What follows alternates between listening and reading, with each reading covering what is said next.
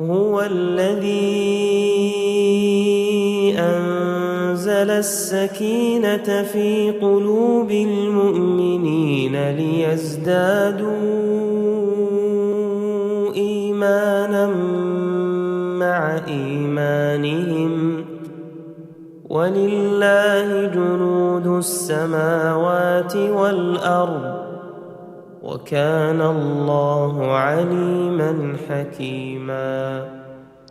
بسم الله الرحمن الرحيم. الحمد لله رب العالمين، وأصلي وأسلم على المبعوث رحمة للعالمين سيدنا محمد وعلى آله وصحبه أجمعين. أما بعد, dear brothers and sisters in Islam, Assalamu alaikum wa rahmatullahi wa barakatuh. The hadith we're about to discuss today was narrated by Abdullah ibn Mas'ud, may Allah be pleased with him. He said that the Prophet sallallahu alaihi wasallam said, "May Allah brighten the face of a person who hears my words, understands them, memorizes them, and convey them to others." It may be that someone carries knowledge and gives it to one who understands it better than him.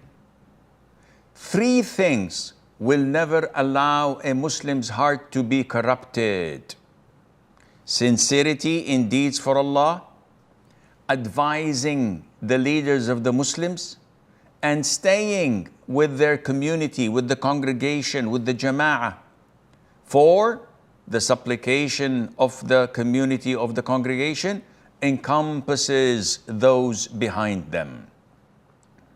This beautiful hadith highlights a number of issues.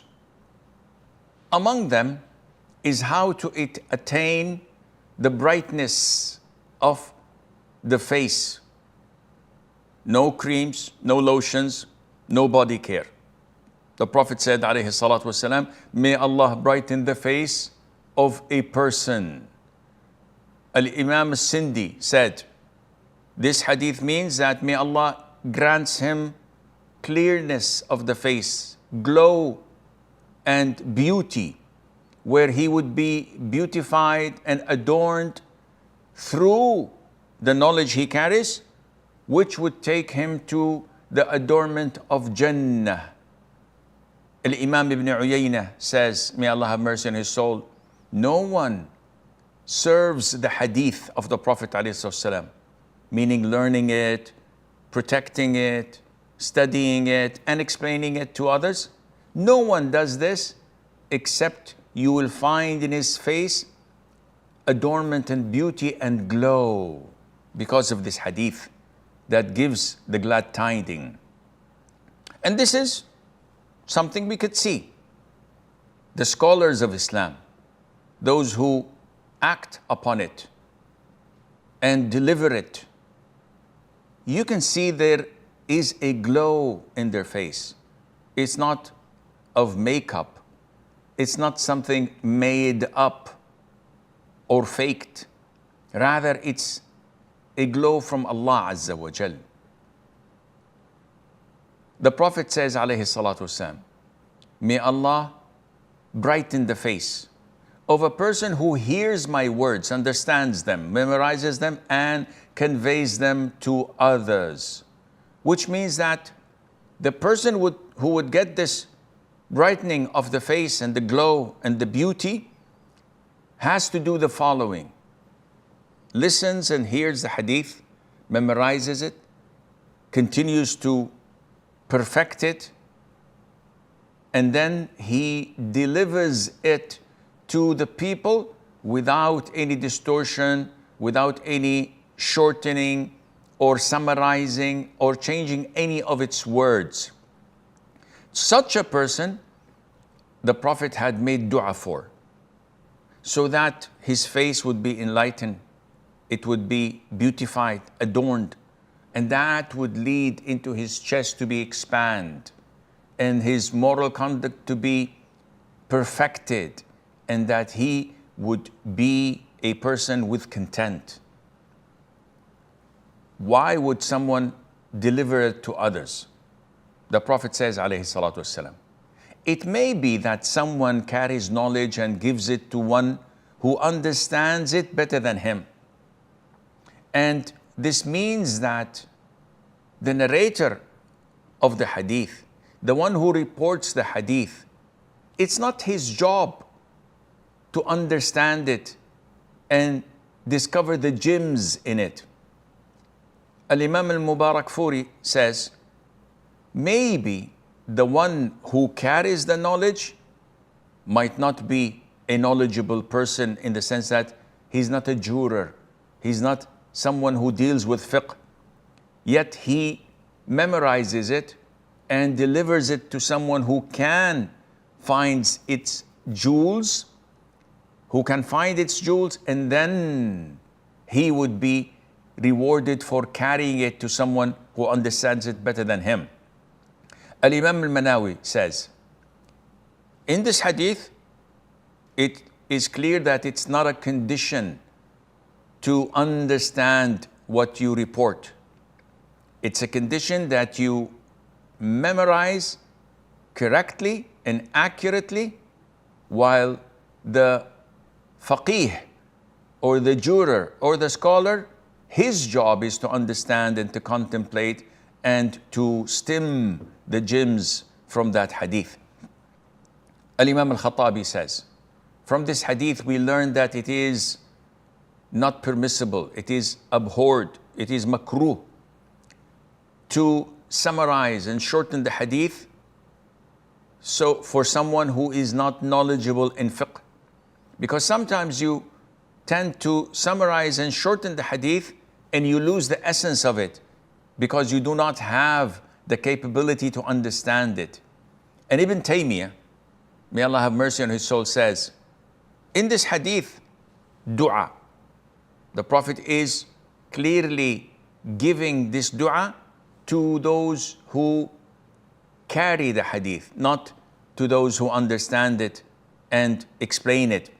And you can just think how much knowledge those who understand it and explain it, and how much reward they would get if only the transporters are getting this dua. Then what about those who explain and understand?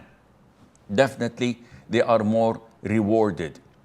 And Ibn Taymiyyah goes on to say, and this is why since many decades and ages ago, the scholars and the people of knowledge till date still praise and compliment those who carry the hadith and protect it for us. Al-Imam al-Shafi'i, may Allah have mercy on his soul, says, whenever I see a scholar of hadith, someone who spends his life writing the hadith, purifying it from any weak or fabricated hadith, looking into the chain of narrators, explaining the hadith, whenever I see a scholar of hadith, as if I've seen one of the companions of the Prophet ﷺ, because they're doing the same job. Imam Shafi'i also says, the people of hadith, the scholars of hadith, they've memorized and they narrated and reported the hadiths to us, so they have a hand, they have a favor upon us because they memorize that for us. Then the Prophet goes on to the punchline of our episode. He says, 3 things will never allow a Muslim's heart to be corrupted. And this is what we want. We want to have a healthy heart. A heart that would qualify us to meet Allah Azza wa Jal on the Day of Judgment without any doubt, without any sin, that would allow us to enter paradise without any accountability. So these 3 characteristics, if you ensure that you have them in your heart will never be corrupt. It would never have or carry any grudges, and it would never betray. And this is what the word of the hadith means. The first thing is sincerity in deeds for Allah. And of course, the essence of Allah, the essence of Islam is to be sincere to Allah in whatever you do. Allah does not accept your deeds unless you have two conditions fulfilled. One, that you do these deeds for His sake. Two, that you comply with the sunnah of the Prophet ﷺ and you do not innovate. If one of the two conditions is not fulfilled, you're doomed and your deeds are rejected. Now, this needs episodes, but we don't have the luxury to do this. Ikhlas, sincerity, doing your deeds for the sake of Allah is the cornerstone of your ibadah. If you don't have it, if you're doing it to show off, if you're doing it to get more followers and more thumbs up and people talk about you, you're doomed. Always fight to purify your heart and to fill it with sincerity. Number two, advising the leaders of the Muslims. And this is one of the attributes, the most honorable attributes that the heart of a Muslim individual could have. Advising the Muslim leaders. It's an indication that you love goodness for the Muslims, for their leaders, for the public. And this is a sign of Iman. Tamim al-Dari, may Allah be pleased with him, said, the Prophet ﷺ said, the deen, the religion, is nasiha, is advice or sincerity. It can mean both meanings. So we said, advice to whom? So the Prophet said, alayhi salatu wasalam, to Allah, meaning you have to be sincere to Allah, to His book, to His messenger, and to the leaders of the Muslims and their common folk. So you advise them and be sincere to them. And Ibn al-Athir, may Allah have mercy on his soul, says, advice. It is a phrase that you can describe so many things with, but essentially it is wanting goodness to the one you're giving advice to. And there's no single word that can fit this huge meaning. When you advise someone, why do you do this? Very simple. I want goodness to come his way. And this is why we should always be careful. When someone gives us an advice, not to take it offensively and not to be offended by it. Don't think that he's attacking you. He wants goodness for you. His intention is between him and Allah. Take what is good and leave what is bad. Ibn al-Qayyim says, when you have advice, you cannot have grudges, corruption, and betrayal, because it's totally opposite of these three.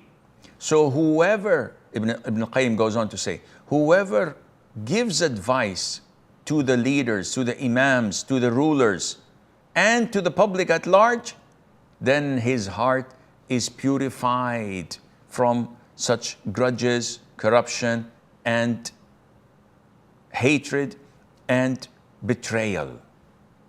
Then the Prophet says, alayhi salatu wasalam, thirdly, and staying with their congregation, with the jama'ah, with the community, with the ummah.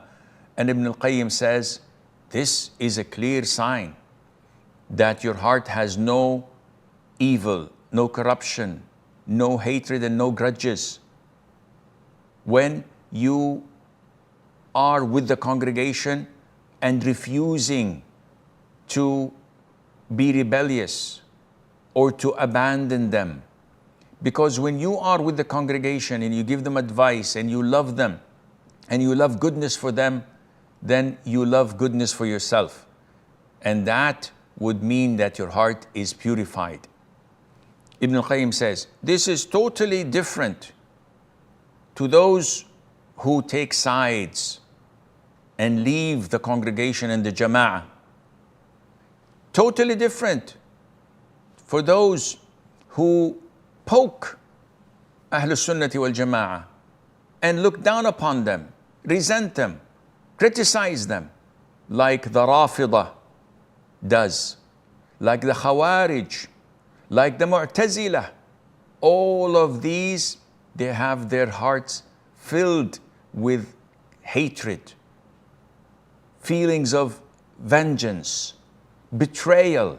That's why you find the Rafidah the furthest from all people from sincerity, and the most corrupt against the Muslim rulers and the Ummah at large, and the furthest from the Jama'ah of the Muslims.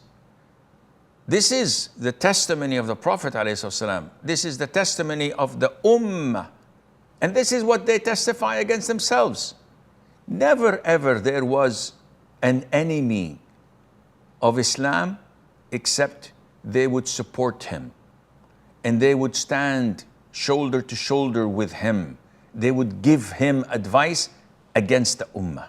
This is what Ibn al-Qayyim says. And at the end of the time, where is the largest supporters of the Antichrist, the Dajjal? Where will they come from? From Asbahan. 70,000 would follow him. They're being groomed there, raised and nourished today. And this just gives you an indication. Al-Imam al-Qari says, to be with the congregation, with the community, is to be with them in the aqeedah, in the creed. So you have to be with the aqeedah of Ahl Sunnah wal Jama'ah, to believe in what the Prophet ﷺ and his companions and the tabi'een and tabi'at tabi'een believed in, and not to follow these deviant cults and sects who manipulate Allah's beautiful names and attributes, among other things. You have to be with the congregation in doing good deeds, such as praying Fridays, praying congregational prayer, and other things like that. Imam As-Sa'di, may Allah have mercy on his soul, says, whoever is sincere in his deeds, and he always advises people, rulers, the general folk with goodness, and he's always with the congregation, with the community, does not go against them, does not differ with them, his heart will be pure gold. It would be clear, and he would be a wali and an ally to Allah Azza wa Jal. And if he's not like that, then his heart would be filled with corruption, hatred, grudges, and betrayal.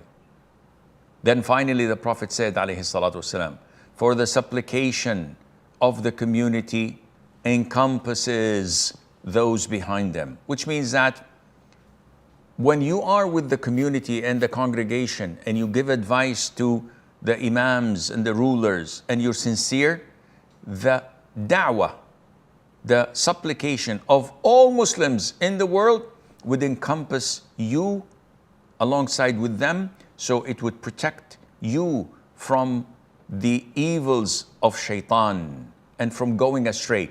It will act like a huge shield, and this is an indication that whoever comes out of the congregation will never get the blessings of the Muslims and the blessings of their dua, because he's away and cannot be encompassed with them. I know that many youngsters who were not raised upon Quran and Sunnah may not like what they hear. And this is a sign of hypocrisy. When they come to the hadith of the Prophet ﷺ and they say that, oh, no, we don't want to be with the community and the congregation because we see many signs of corruption. The leaders are this, the leaders are that, the rulers are this, the rulers are corrupt, they are kafir, they're not ruling by Allah's law. And they start to give rulings and verdicts which diverts them from the straight path and puts them in line with the deviated cults and sects. This is how the Khawarij came to light. When you do not follow the Sunnah of the Prophet ﷺ and his teachings, you think that I know more. And anyone who speaks the truth and tells you that this is Islam, there is no such thing as democracy. There is no such thing as freedom of speech in Islam that allows you and entitles you to come and criticize the Muslim ruler. Yes, if he does something wrong, we give him advice. The scholars, the people of authority would be obliged to give him advice.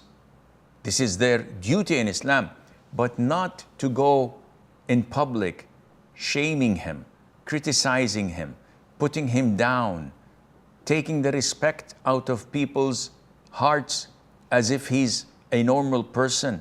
This is not Islam. If you have an issue with Islam, this is your problem. Not everyone who explains the Quran and explains the Prophet's Hadith sallallahu alayhi wa sallam is a boot-licking, whatever, kissing individual. This is not true. What we do is we explain the religion and we show the aqeedah of Ahl Sunnah wal Jama'ah, even if people don't like it. We don't take a penny from them. We don't have any favors from them. We try our level best to be independent, only depending on Allah Azza wa Jal. But this doesn't mean that it entitles us to go out of our aqeedah and sharia and criticize them and say bad things about them. It is not permissible. We have to give them advice. We have to make dua for them. Even if people are not listening, we do make dua for them that Allah Azza wa Jal would make them steadfast, that Allah would avenge the Muslims through them and to guide them and to grant them good followers and good companions. But this does not at all mean that we turn a blind eye to what is against Sharia or not to advise them. And at the same time, it doesn't entitle us or allow us to go and criticize them publicly like the Khawarij may do. We have to obey and adhere, as the Prophet said to us, alayhi salatu wasalam, only those have clean hearts and pure hearts. Others, you can see it in their face. No glow, no brightening of the face, and there is no barakah in what they do, because all what they want is chaos and mayhem. All what they want is bloodshed. Look at the Arab Spring and what it caused the Muslim world in the past 12 or 13 years. Destruction, misplacement, migration in the millions. And who won? Nobody. So if we don't abide by the Quran and the Sunnah, our hearts would be tarnished, would be filled with hatred, with betrayal, with grudges, like the Prophet has warned us, ﷺ, and we would lose the glow, we would lose the beautification and adornment that we would have gotten if we were to follow the Quran and the Sunnah. We have a short break. Stay tuned, and inshallah we'll be right back.